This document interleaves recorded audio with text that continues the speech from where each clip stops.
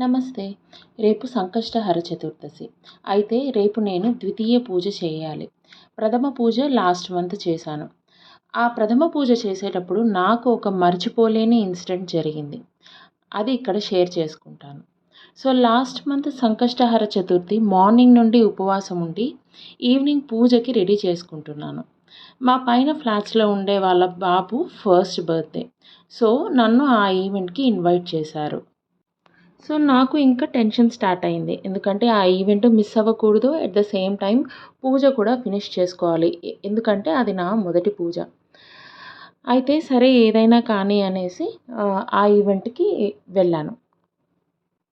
But ఆ neighbour అమ్మాయిని తొందర పెడుతూనే ఉన్నాను. నేనింక వెళ్తాను. నాకు పూజ ఉంది. టైం అయిపోతుంది అని. ఆ అమ్మాయి మాత్రం "అక్క కొంచెం సేపు ఉండు. మీకు గిఫ్ట్ ఇస్తాను" అనింది. లేదు లేదు గిఫ్ట్ నేను రేపు కూడా తీసుకుంటాను. నాకిది ఫస్ట్ పూజ. నేను వెళ్ళి పూజ చేసుకోవాలి అన్నాను. ఆ అమ్మాయి ఎలాగైనా గిఫ్ట్ ఇచ్చి పంపించింది. సరే ఆ గిఫ్ట్ బ్యాగ్ ఓపెన్ చేయకుండా నేను వచ్చి పూజ పనులలో ఉన్నాను.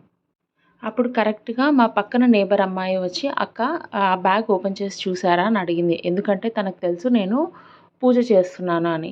"లేదు నేను బ్యాగ్ ఓపెన్ చేసి చూడలేదు" అని చెప్పాను.